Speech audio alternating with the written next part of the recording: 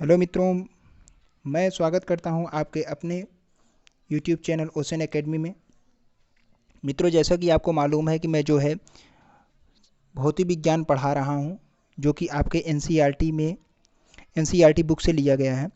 तो ये भौतिक विज्ञान जो है आपके आरआरबी, एनटीपीसी या railway NTPC, railway group D और तमाम जो भी आपके सेंट्रल गवर्नमेंट के एग्ज़ाम हैं तथा स्टेट गवर्नमेंट के एग्ज़ाम हैं, उन सब के लिए उपयोगी है। चाहे वो आप टेट पढ़ रहे हो, सीटेट पढ़ रहे हो, ठीक है। और उसके बाद जो है जितने भी एग्ज़ाम हैं तो सबके लिए उपयोगी है, ठीक है। तो यहाँ पर हमने जो है ये बोला था कि 30-30 क्वेश्चन का टारगेट लेकर के चलेंगे। अभी जो है हम लोगों ने 60 क्वेश्चन कर लिए हैं, तो आज अगले 30 क्वेश्चन मतलब 61 से लेकर 90 तक क्वेश्चन आज हम लोग करेंगे, ठीक है। इसमें आपको पहला क्वेश्चन, जैसा कि बिना समय को जाया करते हुए हम इधर बता देता हूँ। पहला क्वेश्चन आपको दिया हुआ है कि तेल दीप की बत्ती में तेल के कारण ऊपर चढ़ता है। किसके कारण ऊपर चढ़ता है? तेल जो है, जब जो दीप की बत्ती होती है उसमें तेल, ये दीप की बत्ती है, उसमें जो तेल होता है, मान लीजिए कटोरी में ये तेल भरा हुआ है, ठीक है। इसमें जो तेल है, ठीक है, वो दीप की बत्ती में ऊपर किसके कारण चढ़ता है? देखिए, जो चढ़ता है वो कोशिकत्व के कारण चढ़ता है। किसके कारण ऊपर चढ़ता है? कोशिकत्व के कारण ऊपर चढ़ता है, बिल्कुल। कोशिकत्व क्या होता है? अब कोशिकत्व पे ध्यान दे देते हैं। कोशिकत्व क्या होता है? आपने देखा होगा, ठीक है, आपने यहाँ ध्यान दिया होगा, ठीक है। क्या ध्यान दिया होगा उसके बारे में थोड़ा देख लेते हैं। आपने यहाँ ध्यान दिया होगा कि जो भी आपने दीप की बत्ती देखी होगी, दीप की बत्ती में देखा होगा छोटे छोटे मतलब रेसे टाइप के छिद्र पाए जाते हैं, पोर्स पाए जाते हैं, जिसको हम क्या बोलते हैं? पोर्स बोलते हैं, ठीक है। तो वो छिद्र होते हैं, तो उससे क्या होता है कि कोई भी चीज़ जितना ही पतला छिद्र होगा, नीचे से पानी उतनी आसानी से उतनी ऊपर तक चढ़ेगा, ठीक है। तो वो जो छोटा छोटा छिद्र होता है उसके सहारे पानी ऊपर चढ़ता है, तो उसको हम क्या बोलते हैं? कैपिलरिटी एक्शन बोलते हैं। क्या बोलते हैं? कोशिकत प्रभाव बोलते हैं। तो वो क्या कहलाएगी? आपकी कोशिका की क्रिया कहलाएगी, बिल्कुल। इसी तरीके से जब आप खेत में गए, आपसे किसी ने बोला भैया खेत में पानी भर दीजिए, तो खेत में पानी भरने के बाद आप उसकी अगर जुताई कर दें, जुताई कर दें तो नमी बनी रहती है काफ़ी दिनों तक। और अगर आप जुताई नहीं करते हैं तो खेत जल्दी से क्या होता है? सूख जाता है। क्यों सूखता है? मान लीजिए खेत है, ठीक है, मान लीजिए ये खेत है, ठीक है, ये खेत है। और खेत में जो है ये आपने पानी भरा, और धीरे धीरे, क्योंकि इसके जो पोर्स हैं वो ऐसे बने रहते हैं सीधी रेखा में, तो पानी क्या होता है? धीरे धीरे इसी के द्वारा जो है ऊपर आ जाता है सतह पर। और जो सूर्य के प्रकाश से ये क्या होता है? इवेपरेट होकर, वाष्प होकर के, वाष्प बन करके बाहर उड़ जाता है। और यही चीज़ जब आप जोत देते हैं तो ये कैपिलरिटी जो जो ये कोशिका होती है, क्या हो जाती है? टूट जाती है। टूटने के बाद क्या होता है? तो ये पानी ऊपर आ नहीं पाएगा, जिससे जो है उड़ नहीं पाएगा पानी। तो इसीलिए क्या होता है कि आप जब कभी खेत भरिए, तो अगर आप जुताई करके भरेंगे खेत को, तो वो पानी जो है ज़्यादा दिनों तक बना रहेगा खेत में। और अगर खेत को जो है आप बिना जुताई किए हुए वैसे ही भर देते हैं, पानी से सिंचाई कर देते हैं, तो वो जो होता है वो खेत जो है जल्दी सूख जाता है। इसी प्रकार से तो आपका जो दीपक है, दीपक में जो तेल चढ़ता है वो किसके कारण चढ़ता है? कोशिकत के कारण चलता है। तो ये सारी क्रियाएं जो होंगी वो किसके लिए होंगी? कौन सी होंगी? कोशिकत की क्रिया होंगी, कोशिका की क्रिया होंगी, बिल्कुल। बात समझ में आ रही है? अगला देख लेते हैं। 62 नंबर है, श्यानता किसकी इकाई है? श्यानता जो है पॉइस की इकाई होती है। किसकी इकाई होती है? पॉइस की इकाई होती है। जो श्यानता होती है वो पॉइस की इकाई होती है। अगला दिया है 63 नंबर सवाल दिया है, उत्प्लावकता से संबंधित वैज्ञानिक हैं। उत्प्लावकता से संबंधित वैज्ञानिक कौन हैं? उस पर ध्यान दीजिए। उत्प्लावकता मतलब ये होता है जो नदी में या कहीं भी जो भी चीज़ किसी सरफेस पर अगर तैर रही है, किसी सरफेस पर मतलब पानी में या तेल में, कोई भी चीज़ अगर कोई भी लिक्विड हो, अगर उस पर जो है कोई चीज़ तैर रही है, तो वो किसका सिद्धांत कहलाता है? आर्किमिडीज का सिद्धांत कहलाता है। जैसे आपका क्या हुआ, इस पर कौन तैर रहा है? मान लीजिए जहाज जो है पानी में तैर रही है, किस सिद्धांत पर तैरती है? आर्किमिडीज के सिद्धांत पर तैरती है। तो उत्प्लावकता मतलब तैरना, ठीक है। उत्प्लावकता मतलब कि उत्प्लवन बल, ऊपर की ओर बल लगने वाला बल, ये क्या कहलाता है? उत्प्लवन बल कहलाता है। ये कौन सा सिद्धांत कार्य करता है यहाँ पे? आर्किमिडीज सिद्धांत कार्य करता है। कौन सा? आर्किमिडीज सिद्धांत, बिल्कुल। ये आपको 63 वाला सही हो जाएगा। महान वैज्ञानिक आर्किमिडीज कहाँ से संबंधित हैं? जो महान वैज्ञानिक आर्किमिडीज हैं वो ग्रीस के थे। कहाँ से थे? ग्रीस से थे। बिल्कुल 65 नंबर सवाल दिया है, ध्वनि तरंगे की प्रकृति होती है। देखिए जो ध्वनि तरंगे होती हैं वो अनुदैर्ध्य तरंगे होती हैं। कौन सी होती हैं? अनुदैर्ध्य तरंगे होती हैं। और ठीक है, बिल्कुल। और दूसरी बात, ध्वनि तरंगों की जो चाल होती है वो सबसे ज़्यादा ठोस में होती है। किस में होती है? ठोस में होती है। फिर किस में होती है? फिर द्रव में होती है। फिर किस में होती है? फिर गैस में होती है। तो ध्वनि की जो सबसे चाल होती है वो कहाँ होती है? ठोस में होती है। बिल्कुल। अब उसके बाद बात आ जाती है क्या, और ध्वनि के बारे में थोड़ा समझ लेते हैं। और जो ध्वनि होता है, ध्वनि में क्या होता है, यहाँ पर ध्यान दीजिए। निर्वात में ध्वनि की चाल जो है शून्य होती है। निर्वात में ध्वनि की चाल क्या होती है? शून्य होती है। मतलब निर्वात में ध्वनि की चाल होती ही नहीं है। बिल्कुल। और ध्वनि के लिए क्या जरूरी है? माध्यम जरूरी है। बिल्कुल। अब अगला क्या देख लेते हैं, ध्वनि पर दाब का कोई प्रभाव नहीं पड़ता। ध्वनि पर दाब का कोई प्रभाव नहीं पड़ता है। बिल्कुल। ओके, अगर बोला जाए ध्वनि के मतलब दाब बढ़ा दिया जाए तो ध्वनि क्या परिवर्तित होगी? तो लिख दीजिएगा नहीं परिवर्तित होती। ठीक है। तो यहाँ पे जो है 65 नंबर सवाल है, ध्वनि तरंगों की प्रकृति क्या होती है? अनुदैर्ध्य होती है। क्या होती है? अनुदैर्ध्य होती है। यहाँ देखिए धा आधा ध यहाँ है, आधा ध यहाँ है, तो इससे आप भूलेंगे नहीं, याद कर लीजिए। ओके। 66 नंबर यहाँ पे सवाल 66, इसमें लिखा हुआ है, अपने उड़ान पथ में अवरोधों की पहचान के लिए चमगादड़ निम्नलिखित तरंगों में से कौन सी तरंग का उपयोग करते हैं? ये समझ लीजिए जो चमगादड़ होते हैं ये पराश्रव्य तरंगों का उपयोग करते हैं। कौन से? पराश्रव्य तरंग। अब यहाँ पे ध्यान दे देते हैं, तरंगे कितनी प्रकार की होती है? तरंगे मेनली 3 प्रकार की होती हैं। यहाँ पर देखिए जो हम लोग सुन सकते हैं, सुनने के योग्य, वो उस तरंग की बात करता हूँ। तो इस पर देख लीजिए क्या है आपका। एक होता है आपका अवश्रव्य होता है। क्या होता है? अवश्रव्य तरंग होता है। दूसरा आपका होता है श्रव्य होता है। ठीक है। तीसरा आपका होता है पराश्रव्य होता है। ठीक है, पराश्रव्य। ठीक है। जो अवश्रव्य होता है, अवश्रव्य की जो रेंज होती है, अवश्रव्य की रेंज होती है 20 हर्ट्ज से कम। जो 20 हर्ट्ज से कम की आवृत्ति होगी वो आपकी क्या होगी? अवश्रव्य तरंग होंगी। क्या होंगी? अवश्रव्य तरंग होंगी। ये सब क्या होती है? अवश्रव्य तरंग। और पराश्रव्य, और आती है आगे क्या आती है? श्रव्य तरंग। और जो श्रव्य तरंग की आवृत्ति होती है, श्रव्य तरंग की आवृत्ति होती है वो 20 हर्ट्ज से 20,000 हर्ट्ज। कहाँ तक? 20,000 हर्ट्ज के बीच में होती हैं। ठीक है। कितने हर्ट्ज? 20,000 हर्ट्ज। बिल्कुल। बात समझ में आ रहा है? कितने हर्ट्ज? 20,000 हर्ट्ज के बीच में होती हैं। ठीक है। 20,000 हर्ट्ज के बीच में होती है। ये श्रव्य की हो गई। अब आती है पराश्रव्य की, बात कर लेते हैं। जो पराश्रव्य तरंग होती है, कौन सी? पराश्रव्य जो तरंग होती है, पराश्रव्य तरंग हमेशा जो है 20,000 हर्ट्ज से ज़्यादा होती है। 20,000 हर्ट्ज से ज़्यादा होती है। कि ऊपर की जो तरंग होती है उसको हम क्या बोलते हैं? 20,000 हर्ट्ज से ऊपर की तरंग को हम क्या बोलते हैं? पराश्रव्य तरंग बोलते हैं। बिल्कुल। ओके। तो चमगादड़ जो होता है 20,000 से ऊपर की तरंग को प्रोड्यूस करता है, इसीलिए इसको क्या बोलते हैं? ये कौन सी तरंग उत्पन्न करता है? पराश्रव्य तरंग। बात समझ में आ रही? कौन सी तरंग? पराश्रव्य तरंग प्रोड्यूस करता है। अगला देख लेते हैं यहाँ पर, पराश्रव्य तरंग। अगला है पराश्रव्य तरंगों में ध्वनिया की आवृत्ति क्या है? मैंने आपको बताया पराश्रव्य कितने से ऊपर होती है? 20,000 हर्ट्ज से ऊपर। तो ये वाला हो जाएगा आपका सही, ये वाला। अगला क्या है? 68।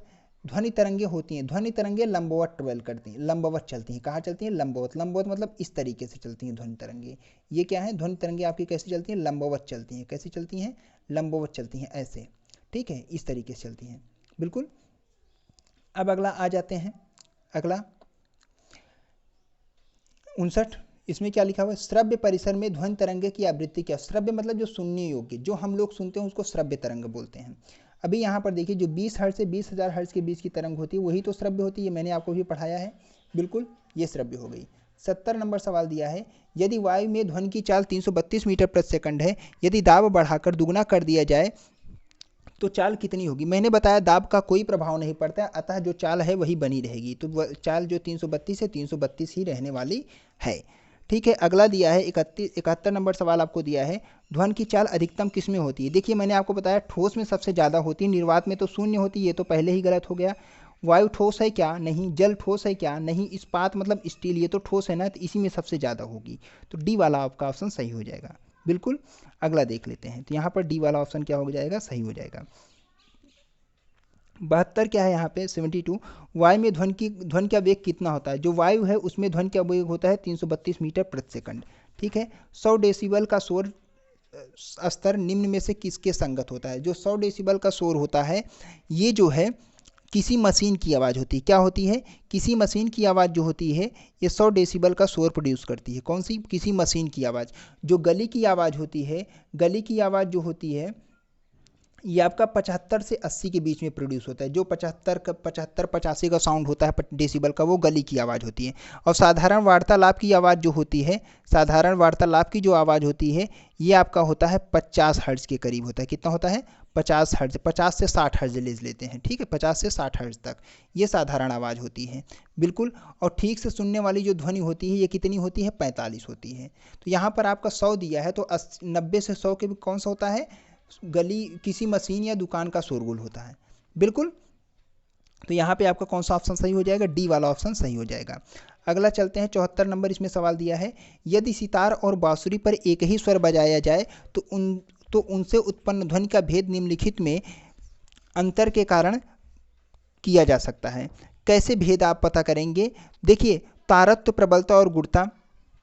देखिए, प्रबलता की ज़रूरत नहीं है, मेनली क्या होना चाहिए? गुणता होनी चाहिए। क्या होनी चाहिए? गुणता। ध्वनि में क्या होनी चाहिए? गुणता होनी चाहिए, बिल्कुल। यहाँ से आप क्या करेंगे? पता कर लेंगे। बात समझ में आ रही है? ओके, अगला सवाल कर लेते हैं। अगला सवाल दिया है, एक जेट वायुयान 2 मैक के वेग से उड़ रहा है। देखिए, जो जेट वायुयान होता है उसकी स्पीड हम मैक में गणना करते हैं। 2 मैक वेग से उड़ रहा है। जब ध्वनि का वेग 332 मीटर प्रति सेकंड हो तो वायुयान के धन की चाल कितनी होगी? अब यहाँ देखिए क्या होता है कि अब जो वायुयान के ध्वनि की चाल होगी, किसकी? वायुयान के ध्वनि की चाल जो होगी वो कैसे निकालेंगे? यहाँ पता करेंगे। यहाँ ध्यान दीजिए, जो वायुयान है उसके ध्वनि की चाल जो होगी यहाँ पर कैसे पता चलेगा? जो मैक संख्या होती है, क्या मैक संख्या होती है, उसमें ध्वनि की चाल का गुणा कर देते हैं। जो ध्वनि की चाल है उसका क्या कर देंगे? गुणा कर देंगे। मैक संख्या में ध्वनि की चाल का गुणा कर देंगे। इसमें मैक संख्या कितनी है? इसमें मैक संख्या है 2, ध्वनि की चाल कितनी है? 332 दिया हुआ है, गुणा करेंगे तो आएगा कितना? 664 मीटर पर सेकंड। कितना आ जाएगा? 664 मीटर पर सेकंड आ जाएगा, बिल्कुल। तो ये आपका सही हो जाएगा। कौन सा? डी वाला ऑप्शन सही हो जाएगा, ठीक है। डी वाला ऑप्शन टिक करके आगे बढ़ेंगे। अगला चलेंगे, 76 नंबर सवाल दिया है, डेसिबल की इकाई का प्रयोग किया जाता है। देखिए, डेसिबल मैं बार बार बता रहा हूँ, हर्ट्ज जो होता है आवृत्ति के लिए होता है। हर्ट्ज जो इकाई होती है, हर्ट्ज जो HZ में ऐसे लिखा रहता है या हर्ट्ज ऐसे लिखा रहता है, वो हमेशा आपका किसके लिए यूज होता है? आवृत्ति के लिए यूज होता है। और जो डेसिबल ऐसे लिखा होता है, कभी ऐसे भी लिखा होता है, ये डेसिबल ये आपकी ध्वनि की इकाई है। किसकी इकाई है? ध्वनि की इकाई है, बिल्कुल। किसकी इकाई है? ध्वनि की इकाई है। बात समझ में आ रहा है? किसकी इकाई है? ध्वनि की इकाई है। तो यहाँ पर आपका क्या हो जाएगा? किसकी इकाई है? ध्वनि की तीव्रता के लिए यूज किया जाता है डेसिबल। अगला देख लेते हैं, ध्वनि तरंगे किसके कारण प्रतिध्वनि उत्पन्न करती हैं? देखिए, परावर्तन के कारण प्रतिध्वनि उत्पन्न करती हैं। किसके लिए? परावर्तन। अब ये परावर्तन क्या होता है समझ लेते हैं, ठीक है। देखिए, परावर्तन क्या होता है समझ लेते हैं। मान लीजिए कोई सतह है, जब आप यहाँ से कोई कुछ भी चीज़ निकली, किरण हो गई या ध्वनि हो गई, इस सतह से टकरा करके अगर वापस आ गई, उसको क्या बोलते हैं? परावर्तन बोलते हैं। क्या बोलते हैं? परावर्तन बोलते हैं। इको क्या होता है? इको मतलब ये होता है, अगर आप चिल्लाते हैं तो आपको अपनी आवाज़ की गूंज अगर सुनाई दे तो वो क्या कहलाती है? इको कहलाती है, जिसको हम क्या बोलते हैं? प्रतिध्वनि कहते हैं। क्या कहते हैं? प्रतिध्वनि। आपके आवाज़ की जैसी अगर कोई दूसरी ध्वनि सुनाई दे तो उसको हम क्या बोलेंगे? प्रतिध्वनि बोलेंगे, बिल्कुल। अब यहाँ पर ध्यान दीजिए, और प्रतिध्वनि के लिए मिनिमम जो रेंज होती है वो 17 मीटर होनी चाहिए। कितनी होनी चाहिए? 17 मीटर होनी चाहिए। प्रतिध्वनि के लिए कितना होना चाहिए? जहाँ से जिस सरफेस से टकरा रही हो आपकी ध्वनि, जिस सरफेस से आपकी ध्वनि टकरा रही हो, उस सरफेस की दूरी, सोर्स से जहाँ से ध्वनि प्रोड्यूस हो रही है, वहाँ से कितनी दूरी होनी चाहिए? 17 मीटर की दूरी होनी चाहिए, तभी आपकी क्या होगी? प्रतिध्वनि उत्पन्न होगी, बिल्कुल। 17 मतलब कि 16 से 17 के बीच में, वैसे 17 मान लिया गया है, मिनिमम 17 होनी चाहिए, ठीक है, ठीक। तो आपका प्रतिध्वनि यहाँ से प्रोड्यूस हो जाएगा, बिल्कुल। बात समझ में आ रहा है? अगला सवाल देख लेते हैं, 78 नंबर सवाल। तो यहाँ पे क्या होगा? परावर्तन आपका फिलहाल यहाँ से सही हो जाएगा, बिल्कुल। अगला है, सोनार क्या होता है? सोनार जो होता है अधिकांश किसके? देखिए, सोनार नौ संचालकों द्वारा प्रयोग किया जाता है समुद्र की गहराई मापने में। किसकी? समुद्र की गहराई या कोई भी चीज़ खोजने के लिए किसके द्वारा प्रयोग किया जाता है? नौ संचालकों द्वारा प्रयोग किया जाता है सोनार। सोनार में कौन सी रे प्रोड्यूस होती है? सोनार में पराश्रव्य तरंग। कौन सी? पराश्रव्य तरंग, अल्ट्रासोनिक वेव्स जो है प्रोड्यूस की जाती है, बिल्कुल। बात समझ में आ रहा है? ओके, चलिए देख लेते हैं। अगला दिया है 79, किस ध्वनि स्रोत की आवृत्ति में होने वाले उतार चढ़ाव कहते हैं। किसी ध्वनि स्रोत की आवृत्ति में होने वाले उतार चढ़ाव को क्या कहते हैं? क्या कहते हैं? डापलर प्रभाव कहते हैं। अब समझ लीजिए डापलर प्रभाव को हम समझ लेते हैं क्या होता है। जैसे मान लीजिए कोई भी ट्रेन या बस आपकी तरफ आ रही हो, तो अगर वो हॉर्न बजा रहा है या उसकी आवाज़ है, तो आप देखेंगे उसकी आवाज़, यहाँ आप खड़े हैं, आप देखेंगे कि उसकी आवाज़ आपको धीरे धीरे तेज़ी के साथ सुनाई देती है। तो ये जो आवाज़ आपको सुनाई देती है, ये क्या कहलाता है? डापलर प्रभाव के कारण होता है। और यही अगर दूर जाती है तो आवाज़ धीरे धीरे आपको कम सुनाई देने लगती है, तो वो आपके ये भी किस कारण होता है? डापलर प्रभाव के कारण होता है। बिल्कुल, ये था एक रीजन, ये था डापलर प्रभाव। और दूसरा क्या होता है डापलर प्रभाव में, क्या आता है? मान लीजिए यहाँ पे कोई सोर्स लगा हुआ है जहाँ से ध्वनि प्रोड्यूस हो रही है, ठीक है, कोई सोर्स लगा हुआ है जहाँ पे ध्वनि, या कोई भोंपू लगा हुआ है जहाँ से ध्वनि प्रोड्यूस हो रही है।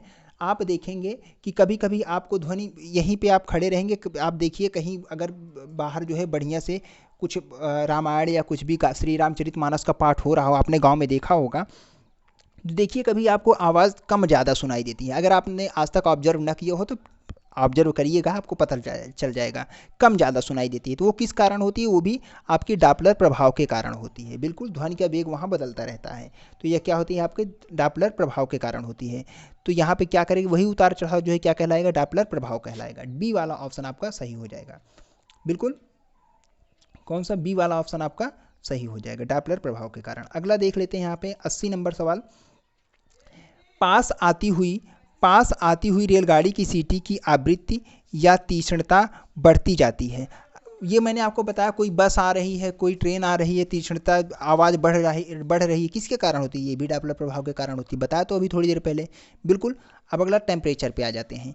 केल्विन मान में शरीर का सामान्य ताप कितना होता है? देखिए जो केल्विन का मान होता है वो सेल्सियस से 273 ज़्यादा होता है। कितना? 273 ज़्यादा होता है। वैसे 273.15 ज़्यादा होता है, लेकिन 273 हमने यहाँ पे मान लिया है, 273 ज़्यादा होता है।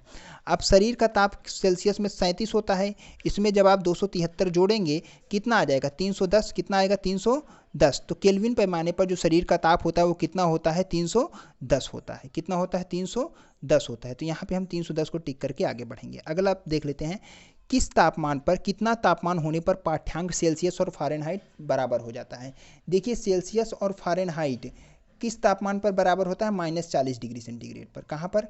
-40 डिग्री सेंटीग्रेड पर सेल्सियस और फ़ारेनहाइट दोनों क्या होते हैं? आपस में बराबर होते हैं। बिल्कुल। तो यहाँ पे जो आपका ऑप्शन सही हो जाएगा, यहाँ पे आपका ऑप्शन सही हो जाएगा 40 नंबर, ठीक है, ए वाला सही हो जाएगा आपका, -40 डिग्री। बिल्कुल, ये सब आईएएस में आए हुए हैं, देख लीजिए, काफ़ी आपके इन फ्यूचर एग्जाम में आ सकते हैं, बहुत ही इंपॉर्टेंट है। अगला दिया हुआ है, न्यूनतम संभव ताप कितना होता है? जिसको हम क्या न्यूनतम संभव ताप को, इसी को हम क्या बोलते हैं? परम ताप बोलते हैं। क्या बोलते हैं? परम ताप बोलते हैं। ये जो परम ताप होता है ये हमेशा -273 डिग्री सेंटीग्रेड लिया जाता है। कितना लिया जाता है? -273 डिग्री सेंटीग्रेड माना जाता है। इससे कम ताप किसी का होता ही नहीं है, ठीक है। तो -273 डिग्री सेंटीग्रेड ले लिया गया है। किसी मनुष्य के शरीर का सामान्य तापक्रम कितना होता है? कोई मनुष्य है, उसके शरीर का सामान्य तापक्रम कितना होता है? हमें मालूम है 37 डिग्री सेंटीग्रेड होता है, ये तो सेल्सियस में हो गया। केल्विन में भी हमने निकाला 310 केल्विन होता है, ये भी। अब यहाँ पे देखिए कहीं सेल्सियस और केल्विन का मैच कर रहा है क्या? नहीं मैच कर रहा है, सब यहाँ फ़ारेनहाइट दिया हुआ है। तो फ़ारेनहाइट देख लेते हैं, फ़ारेनहाइट में कितना होता है? फ़ारेनहाइट में होता है 98.6 केल्विन, 98.6 डिग्री फ़ारेनहाइट। अब देखिए 98.6 है, तो यहाँ पे 98.6 है कहीं? नहीं, तो अप्रॉक्स जो 98 दिया है 98 डिग्री, वही हम टिक करके आगे बढ़ लेंगे। बात समझ में आ रही है? ओके। अगला देख लेते हैं 85 नंबर। एक स्वस्थ मनुष्य के शरीर का ताप कितना होता है? अभी मैंने आपको बताया कितना होता है, 37 डिग्री सेंटीग्रेड होता है। देखिए कहीं मिल रहा है? हाँ है। चलिए टिक करके आगे बढ़ते हैं, 37 डिग्री सेंटीग्रेड। अगला दिया है 86 नंबर। ठंड के दिनों में लोहे के गुटके और लकड़ी के गुटके को प्रातःकाल छुए तो लोहे का गुटका ज़्यादा ठंड लगता है, क्योंकि? अब देखिए इसका रीज़न ये है कि लोहा जो है, लोहा लकड़ी के अपेक्षा अच्छा ऊष्मा का सुचालक होता है। सुचालक मतलब जिसमें ऊष्मा अच्छे तरीके से प्रवाहित हो जाए। तो लोहे में लकड़ी के अपेक्षा आसानी से ऊष्मा क्या होती है? प्रवाहित हो जाती है।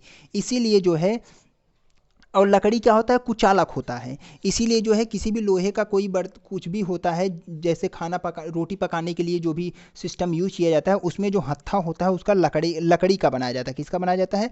लकड़ी का, जिससे जो है जिससे जो है ऊष्मा जो है ऊष्मा लकड़ी में प्रभावित आपका हाथ न जले, ठीक है, क्योंकि लकड़ी तो ऊष्मा का कुचालक होता है, लकड़ी तो ऊष्मा का कुचालक होता है। इसीलिए क्या होता है कि आप जो है जिससे आपका हाथ जले ना, इसीलिए लकड़ी का यूज किया जाता है। तो यहाँ पर आप देखेंगे कि कौन ज़्यादा आपको ठंडा महसूस होगा, लोहा महसूस होगा। लोहा महसूस होता है, क्यों महसूस होता है? क्योंकि लोहा क्या है, ऊष्मा का सुचालक है, तो जल्दी ठंडा होगा और जल्दी ही क्या होगा, गर्म भी होगा लोहा। तो यहाँ पर जो आपका ऑप्शन सही हो जाएगा, यहाँ पे कौन सा सही होगा, लोहा। लकड़ी की तुलना में लोहा अच्छा ऊष्मा का चालक है। बी वाला ऑप्शन आपका क्या हो जाएगा, सही हो जाएगा, बिल्कुल। ओके, अगला दिया है आणविक संचलन में, 87 नंबर है इसमें, आणविक संचलन के द्वारा ऊष्मा का संचरण क्या कहलाता है? देखिए आणविक संचलन जो होता है, ठीक है, 87 नंबर दिया है, आणविक संचलन के द्वारा ऊष्मा का संचरण क्या कहलाता है? तो आणविक संचलन के द्वारा ऊष्मा का संचरण जो होता है, आणविक संचलन के द्वारा ऊष्मा का संचरण क्या कहलाता है? तो ये आपका क्या कहलाता है, संवहन कहलाता है। क्या कहलाता है, संवहन कहलाता है। क्यों कहलाता है, इस पर थोड़ा प्रकाश डाल लेते हैं। देखिए जो ठोस होता है उसमें क्या होता है, चालन होता है। चालन किसे कहते हैं, जब कण जो है केवल क्या हो, वाइब्रेट हो। ऊष्मा को संचरित करने के लिए कण, अगर इसको ऊष्मा मिला, ये एक्साइटेड अवस्था में हुआ, तो कण क्या कहते हैं, वाइब्रेट करते हैं, मतलब ऐसे ऑसिलेट करते हैं। तो ये ऑसिलेशन के थ्रू जो है एक दूसरे को क्या करते हैं, ऊष्मा प्रदान करते हैं। तो आगे जो है ऊष्मा बढ़ती है, तो इस विधि को हम क्या कहते हैं, चालन कहते हैं। इस विधि को हम क्या कहते हैं, चालन कहते हैं। बिल्कुल बात समझ में आ रही है। उसी तरीके से एक संवहन होता है। संवहन में क्या होता है, संवहन में जो होता है ये द्रवों में होता है, द्रवों में होता है। और किस में होता है, गैसों में होता है। किस में होता है, द्रवों में होता है। मेनली किस में होता है, द्रवों में होता है। ध्यान दीजिए, द्रवों में होता है। तो द्रव्य में कैसे होता है, जब आप द्रव को गर्म करते हैं, मान लीजिए एक बीकर है, उसको आपने गर्म किया, पानी भरा है, उसको गर्म किया, तो नीचे से अगर गर्म हुआ तो पानी क्या होता है, मॉलिक्यूल ऊपर बढ़ता है। तो इसका जो पानी का कण है, अणु है, वो क्या होता है, खुद ऊपर आता है। तो ये कहलाता है संवहन। इसीलिए इसको बोलना आणविक संचलन। इसमें पानी के जो अणु है ये खुद ऊपर आते हैं, इसीलिए इनको क्या बोला गया, आणविक संचरण। अणु खुद ऊपर आ रहे हैं। तो आणविक संचरण किसको बोलते हैं, संवहन को बोलते हैं। बिल्कुल बात समझ में आ रही है। ओके, तो संवहन यहाँ पे टिक हो जाएगा। फिलहाल मैं आपको विकिरण भी पढ़ा देता हूँ। विकिरण क्या होता है, विकिरण गैसों में होता है। जैसे प्रकाश जो है, प्रकाश क्या करता है, ऊष्मा प्रदान करता है। जब निर्वात से चलता है, गैस में आता है, तो वो आपका क्या कहलाएगा, वहाँ पे विकिरण होता है। बिल्कुल बात समझ में आ रही है। ओके, तो यहाँ पर क्या होगा, आपका संवहन होगा। क्या होगा, संवहन। बिल्कुल सही है। ओके, आगे बढ़ते हैं। 88 नंबर सवाल इसमें दिया हुआ है, निम्नलिखित द्रवों में कौन सा ऊष्मा का अच्छा चालक है? निम्नलिखित द्रवों में कौन ऊष्मा का अच्छा चालक है? तो भैया यहाँ पर ध्यान दीजिए, पारा जो होता है सबसे ज़्यादा ऊष्मा का चालक होता है। पारा सबसे अच्छा ऊष्मा का चालक होता है। बिल्कुल। अगला सवाल है 89 है, समान मोटाई के कपड़ों की दो परतें उसके दुगना मोटाई के कपड़ों की एक परत से अधिक उष्ण आवरण प्रदान करती हैं, इसका क्या कारण है? अब देखिए, कहता है समान मोटाई की दो कपड़े हैं। बिल्कुल यहाँ पर ध्यान दीजिए, मान लीजिए दो कपड़े हैं, समान मोटाई के हैं, उनको आप ओढ़ करके बैठे हैं या लेटे हुए हैं, और इन दोनों को मिला करके इन दोनों के मोटाई के जैसा इन दोनों को मिला करके एक नया बनाया जाता है। मतलब किसी एक का दुगना जो है, एक रजाई ले लेते हैं आप, उसको ओढ़ करके लेटे हुए हैं।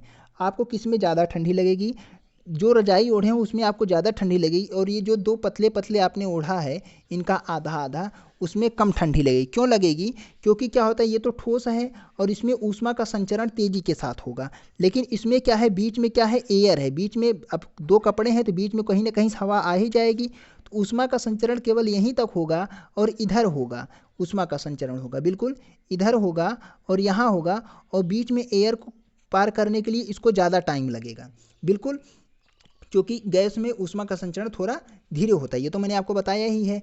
तो इसमें क्या होता है, आपके शरीर का जो ताप होता है ये बाहर नहीं निकल पाता है, जिससे आपको ठंडी उतनी ज़्यादा महसूस नहीं होती है। और इस रीजन में क्या होता है कि आपके शरीर का ताप बाहर निकल जाता है, जिससे आपको ठंडी महसूस होती है। बिल्कुल बात समझ में आ रहा है। क्यों होता है? क्योंकि बीच में क्या होता है, एयर आ जाता है। बिल्कुल।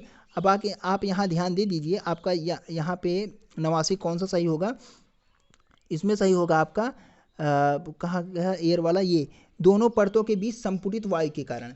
मतलब हवा भर जाती है इसलिए। बात समझ में आ रही है? ओके। 90 नंबर सवाल इसमें दिया हुआ है, ग्रीष्म काल में हमें सफ़ेद वस्त्र धारण करना चाहिए कि सफ़ेद वस्त्र धारण करने की सलाह दिया जाता है, क्यों?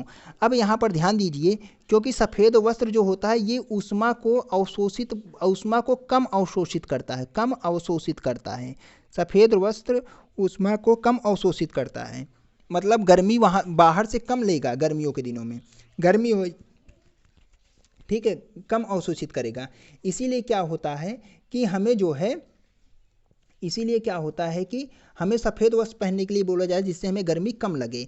अब यही अगर आप कलरफुल या कोई काला वस्त्र पहनते हैं तो क्या होगा, तो वो ऊष्मा को ज़्यादा अवशोषित करेगा, ऊष्मा को ज़्यादा अवशोषित करेगा तो आपको गर्मी ज़्यादा लगेगी। इसीलिए बोला जाता है कि गर्मियों के दिनों में आप जो है कौन सा वस्त्र पहना करें, सफ़ेद वस्त्र पहना करें। कौन सा? सफ़ेद वस्त्र। तो यहाँ पे कौन सा ऑप्शन सही होगा? वे भद्र दिखते हैं, नहीं ये गलत होगा। उन्हें दूर से भी देखा जा सकता है, अरे ये सब क्या, ये गलत है। सी वाला ऑप्शन सही होगा, इसमें लिखा हुआ है सफ़ेद वस्त्र ताप का कम अवशोषण करते हैं, जो भी मैंने आपको बताया, सी वाला ऑप्शन सही होगा बिल्कुल। 90 नंबर सवाल। आई होप आप लोगों को ये लेक्चर पसंद आया होगा। अगर आपको लेक्चर पसंद आया हो तो इसको लाइक और शेयर करना मत भूलें, ठीक है, मत भूलें, इसको ज़रूर शेयर करें। और लेक्चर आपका डेली सब सुबह 8 बजे अपडेट हो जाएगा। जो भी लेक्चर है, जितने भी लेक्चर हैं जो आ रहे हैं, ये आपका साइंस का ये डेली जो है सुबह 8 बजे अपडेट हो जाएंगे। आप निश्चिंत रहिए बिल्कुल। और हाँ, अगर आप चैनल पर नए हैं तो उसको सब्सक्राइब जरूर कर लीजिए। और दूसरी बात यह है कि ज़्यादा से ज़्यादा लोगों को शेयर करें, जिससे जो है पढ़ाने में थोड़ा और मुझे अच्छा लगे और बेहतरीन तरीके से मैं आपको प्रोजेक्टर के माध्यम से पढ़ा सकूँ। Okay, thank you.